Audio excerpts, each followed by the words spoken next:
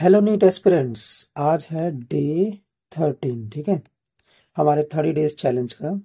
तो आज क्या करें हम, मूविंग चार्जेस एंड मैग्नेटिज्म। ये जो चैप्टर है ये ज़्यादा कॉन्सेप्चुअल है, ठीक है। तो इसलिए हम इसमें आई थिंक 10 क्वेश्चंस कर रहे हैं। बट हर एक क्वेश्चन का मैं सॉल्यूशन और प्लस उसका एक्सप्लेनेशन करूँगा ताकि आपको इम्पोर्टेंट फॉर्मूलाज भी याद हो जाए, ठीक है। तो स्टार्ट करते हैं। और 21 अप्रैल से मैं फिजिक्स की ना टेस्ट सीरीज स्टार्ट कर दूंगा, ठीक है, ताकि आपके फिजिक्स में अच्छे मार्क्स आ जाए।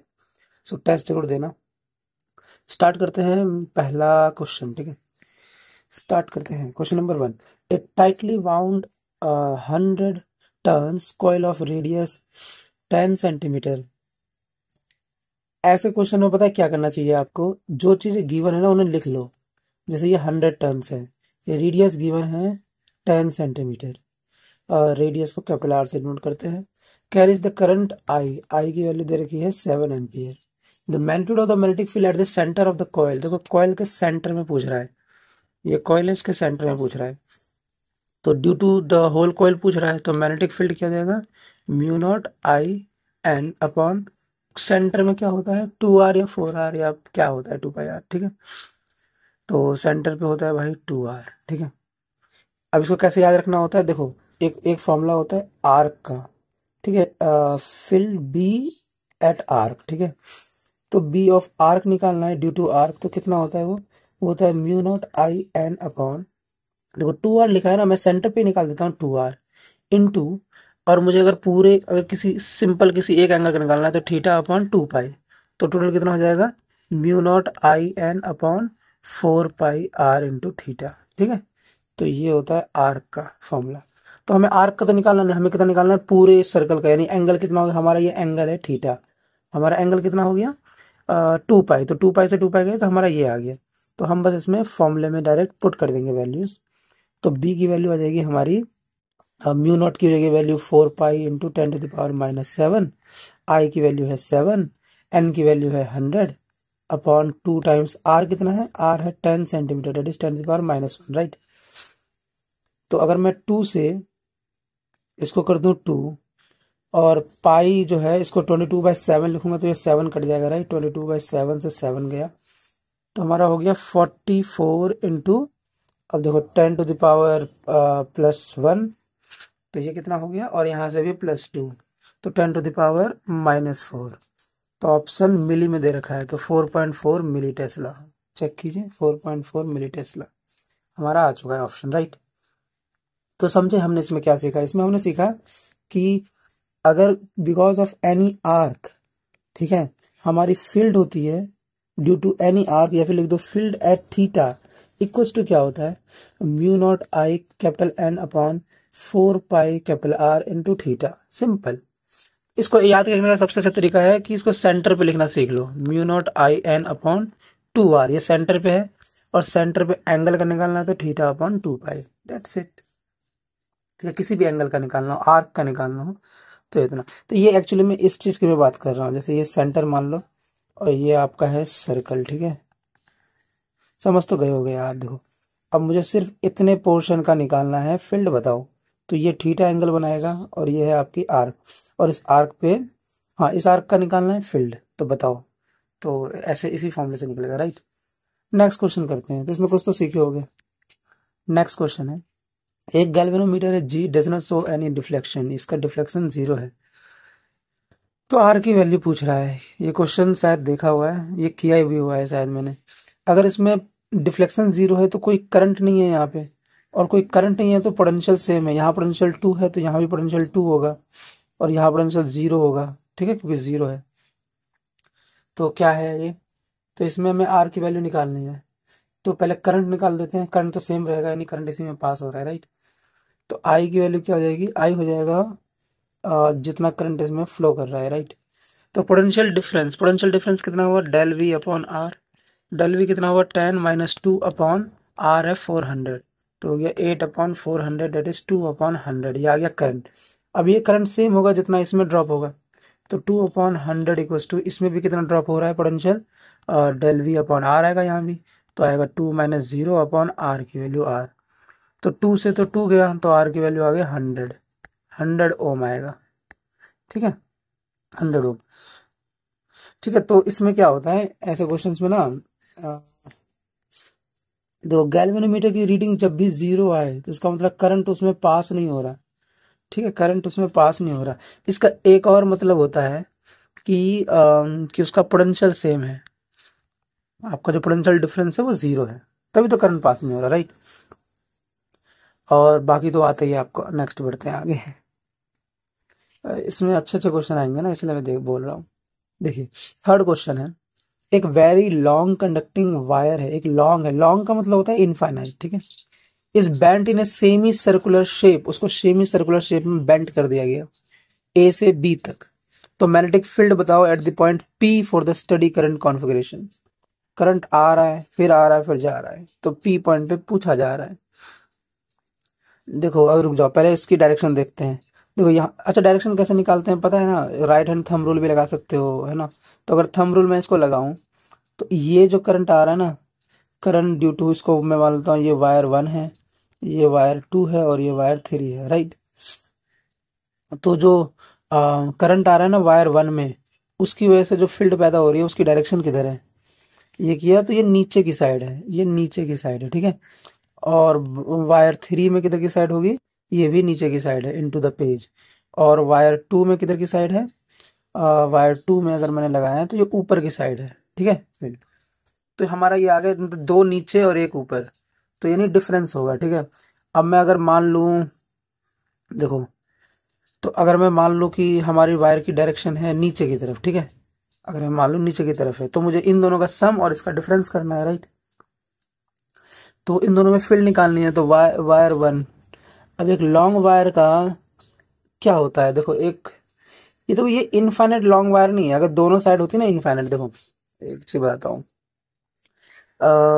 ये काम आएगी शायद, हाँ आप लोगों के। देखो जो फील्ड होता है ना बी, अब ये एक वायर की वजह से जो निकाल रहे हो, वो इक्वल टू होगी mu naught I upon 4 pi R into, ध्यान दो मैं बिल्कुल लिख रहा हूँ, sine theta 1 plus sine theta 2।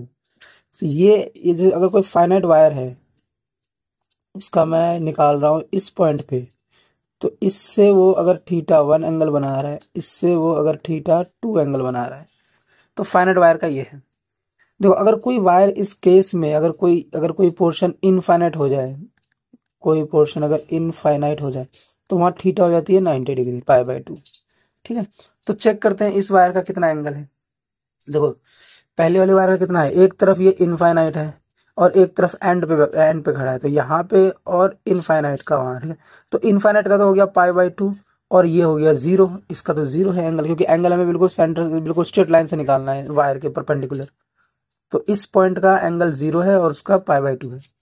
तो अगर मैं इस फॉर्मूले में रख दूं, तो क्या आएगा, mu naught I upon 4 pi R into sine theta 1। देखो पहला थीटा 1 चला गया पाई/2 जो कि हो जाएगा 1, और दूसरा हो जाएगा 0, तो इतनी आ गई वैल्यू। सेम इसमें भी लगेगा, mu naught I upon 4 pi R लिखूंगा अब डायरेक्ट। ठीक है, सेमी सर्कुलर का मैंने वो बताया था फॉर्मूला भी थोड़ी देर पहले। देखो देखो, नहीं यार फिर से लिख देता हूँ ना, ताकि इससे रिपीट करोगे तो याद और ज़्यादा अच्छे से होगा। किसी आर्क पे क्या होता है, म्यू नॉट आई एन होता है, एन एक ही है, तो क्यों दिमाग लगाऊं। ठीक है, देखो 2 r इंटू होता है थीटा अपॉन 2 पाई, राइट।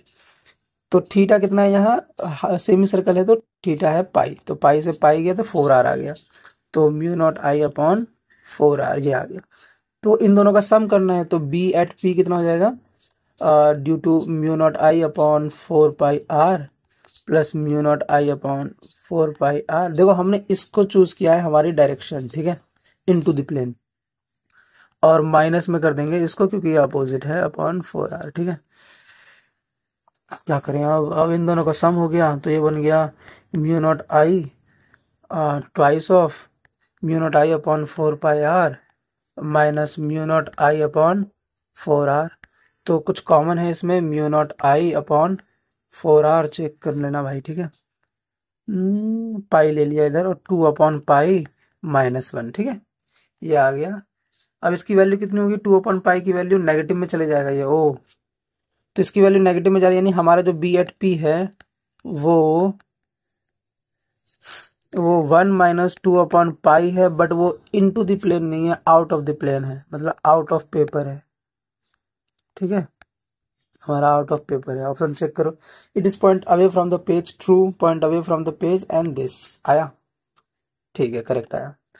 तो याद रखना, this is very important formula जो मैंने बताया कि field because of arc equals to μ0I/2r into θ/2 pi, और B due to finite wire equals to μ0I/4 pi r into sine θ1 plus sine θ2। ठीक है, ऐसे याद रखोगे तो ज्यादा बेटर रहेगा आई गेस। ठीक है, फोर्थ क्वेश्चन है, एक वायर है जिसमें जो करंट कैरी कर रहा है आई अलोंग द पॉजिटिव डायरेक्शन, जिसकी लेंथ एल है। देखो आई उसमें करंट है और उसकी लेंथ भी उसने डिसाइड कर दी, वो है एक्स कैप में, यानी कि L I cap, right, x axis के डायरेक्शन में ना। It is capped in magnetic field, इतना मैग्नेटिक फील्ड दे रखी है, तो पूछ रहा है फोर्स, मैग्नेटिक फोर्स का मैग्नीट्यूड क्या होता है, वो आई एल क्रॉस बी होता है, राइट। तो आई तो एज इट इज रहेगा, एल रहेगा, एल आई कैप को क्रॉस कराना है 2I cap plus 3J cap minus 4K cap. ठीक है, तो कितना हो जाएगा, तो इसका करें अगर आई कैप के साथ, तो इसको गोली मारो, ये दोनों रहेगा, राइट। तो एक बार रुको चेक करो, I J K, इसका एल मान लो, बाकी 0, इसका 2 3 माइनस 4, तो कितना आएगा, minus L into -4 -3J cap के कैप। ठीक है, तो हो गया 4LJ cap plus 3LK cap. ठीक है, आई 4LJ cap plus 3LK cap.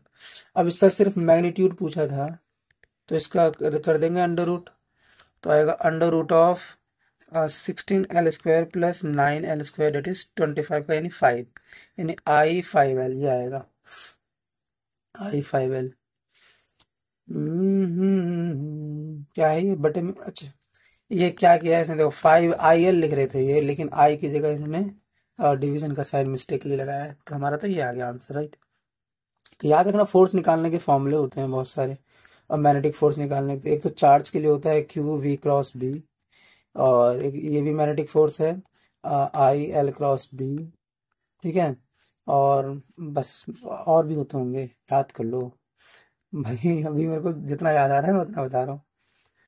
Question number 5, एक लॉन्ग स्ट्रेट वायर है जिसकी लेंथ दे रखी है, मास दे रखा है, उसको सस्पेंड किया horizontally in a uniform horizontal magnetic field of इतना, क्या है, the amount of current flowing through the wire will be. एक हॉरिजॉन्टल स्ट्रेट वायर है, ये मान लेते हैं हॉरिजॉन्टल स्ट्रेट वायर, उसको हॉरिजॉन्टल मैग्नेटिक फील्ड में रखा गया, तो ये तो 0 हो जाएगा, क्योंकि हॉरिजॉन्टल तो फोर्स ही नहीं लगेगा इस पे, तो इस पे तो फोर्स नहीं लगेगा, तो कैसे होगा, अच्छा शायद ये ऐसे रखा हुआ है, क्योंकि क्या 0 है ऑप्शन में, नहीं है तो यानी कि नहीं। देखो ये ना, ये शायद ऐसे रखा हुआ है वायर, और फील्ड ऐसे जा रही है ना, तभी तो दोनों के बीच में बनेगा परपेंडिकुलर, और तभी फोर्स ऊपर की तरफ लगेगा, अपवर्ड, राइट। हाँ, IL×B होता है ना, L×B ILB। ठीक है, तो हमारे तो ये 90 डिग्री बन जाएगा बिल्कुल, तो बन जाएगा ILB हो जाएगा पूरा। ठीक है, और ये हॉरिजेंटली है, यानी ये नीचे गिर रहा था mg की तरफ से, तो ये इसको सस्पेंड किया गया, वो भी अच्छा हवा में, तो फिर हो गया mg, तो ये फोर्स इक्वल हो जाएगा, यानी कि ILB=mg, निकालना आई था क्या, अमाउंट ऑफ करंट, तो I=mg/LB। तो m कितना है, अब वैल्यूज पुट करो, 0.25 kg, g की वैल्यू है 9.8 अपॉन l की वैल्यू है 2 मीटर, b की वैल्यू है 0.7। चेक करूं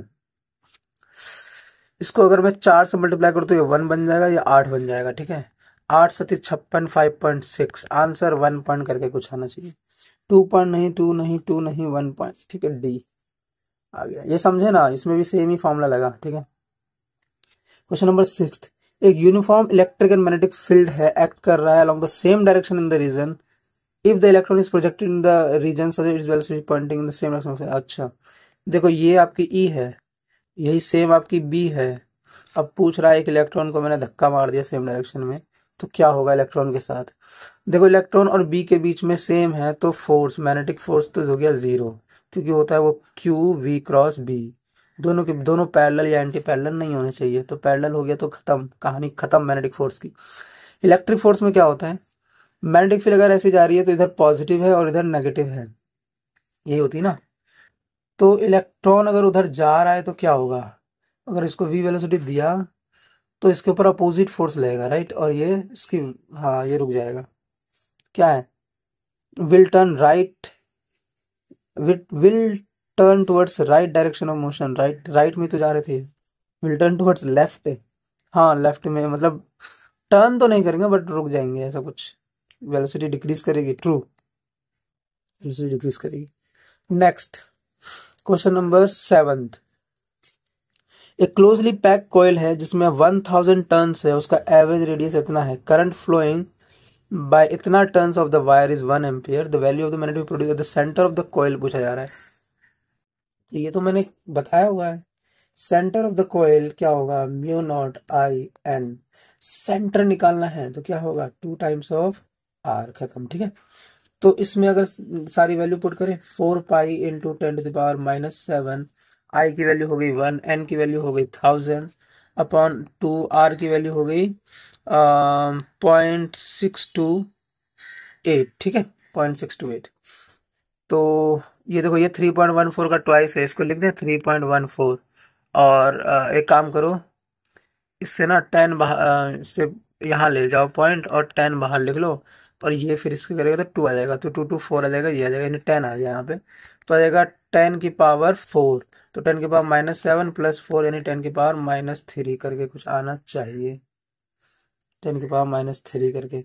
एक बार और, क्योंकि ऐसे ऐसे चीज़ों में गलती होने के चांस होते हैं। 4 पाई 10⁻⁻7 इंटू आई हो गया 1 into 1000 turns upon 2 times the radius, ये रेडियस हो जाएगा सेंटीमीटर में, तो मीटर में कर दिया तो 0.628।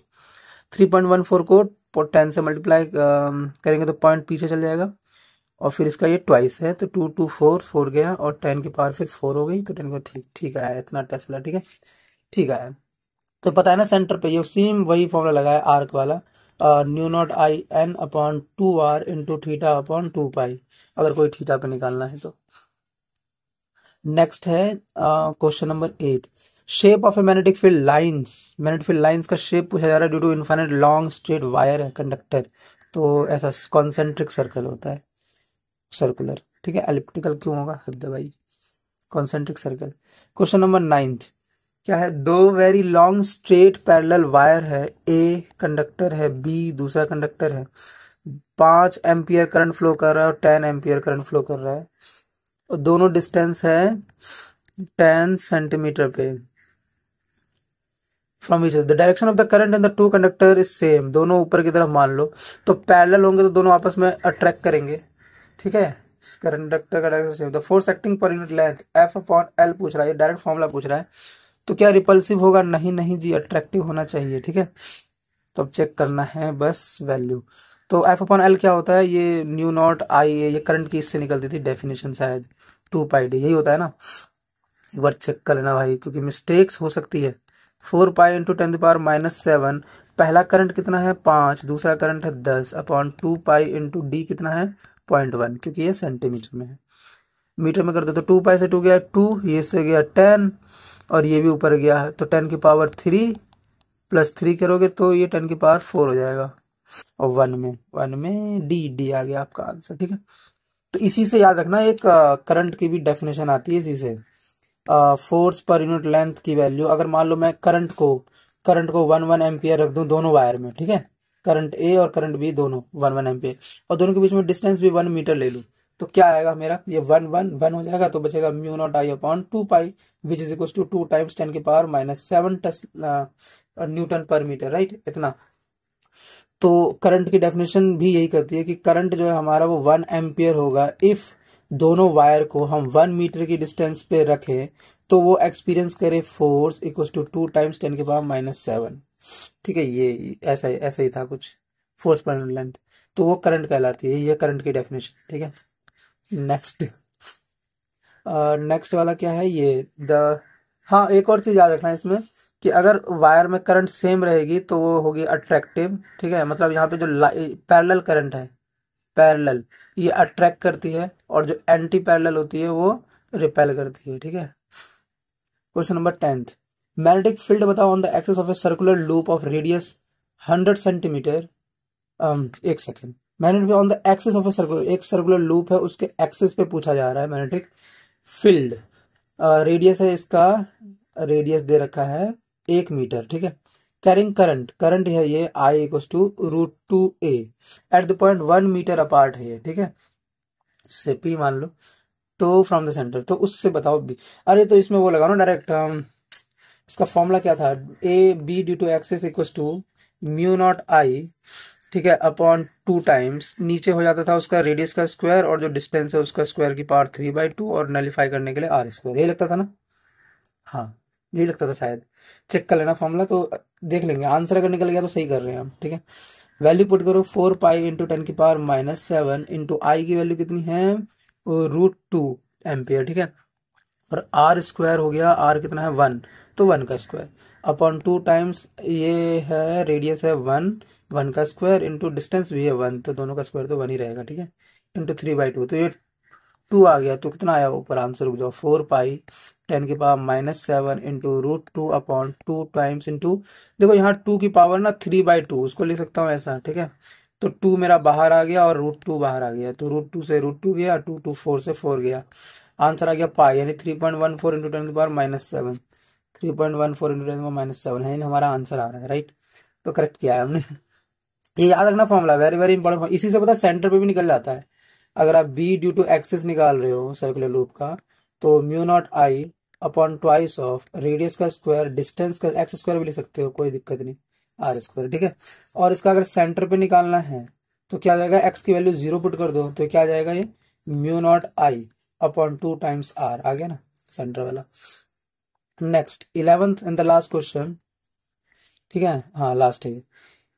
एम्पियर सर्कुलर लॉ का यूज करो, long straight wire of circular cross section carrying a steady current, हाँ, the variation of magnetic field inside and outside. ओ, अब देखो, इसमें इसमें क्वेश्चन है दिमाग लगाने वाला। मान लो ये आपका वायर था, देखो लॉन्ग वायर है यानी इनफाइनाइट वायर है, कोई दिक्कत नहीं। अब इससे अगर मुझे बाहर निकालना है point at a distance R, P point पे, ठीक है, आउट लिख दूंगा, P क्यों लिखूं मैं, ठीक है।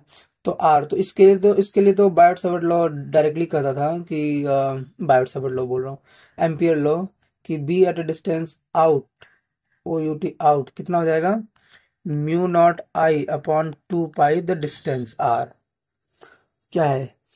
तो उसमें जो मैग्नेटिक फील्ड लाइन होगी यूनिफॉर्म होगी एंड कांस्टेंट रहेगी फॉर बोथ द रीजंस, अंदर और बाहर नहीं जी, लीनियरली इंक्रीज करेगी बाउंड्री तक, यानी अंदर का निकालना है और फिर बाहर का निकालना है ना। डिक्रीज करेगी बाहर, इतना तो पता है क्योंकि इन्वर्सली है। अंदर क्या करेगी, देखो इतना बाहर है, मुझे इसके अंदर जाना है फील्ड के, ठीक है। देखो इस क्वेश्चन करने का आपको ना तरीका बताता हूँ।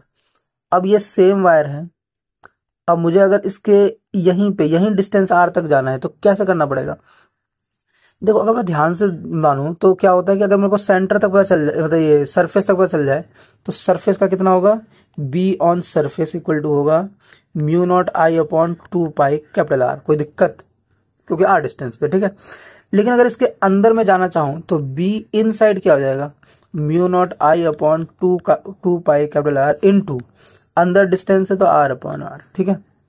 हाँ, तो ये हो जाएगा mu naught I upon 2 pi R² into small r, यानी कि जो B इन साइड है वो डायरेक्टली प्रोपोर्शनल है डिस्टेंस के, और जो B आउट है वो इनवर्सली प्रोपोर्शनल है डिस्टेंस के। Check the answer. तो लीनियरली इंक्रीज करेगी up to distance of the boundary of the wire, हाँ, फिर लीनियरली डिक्रीज करेगी, लीनियरली डिक्रीज करेगी, नहीं, इनवर्स लॉ में डिक्रीज करेगी, लीनियरली नहीं, a linearly increasing function of R up to the boundary of the wire, हाँ, and then decreasing 1 with 1 by R dependence for the outside field, हाँ, true।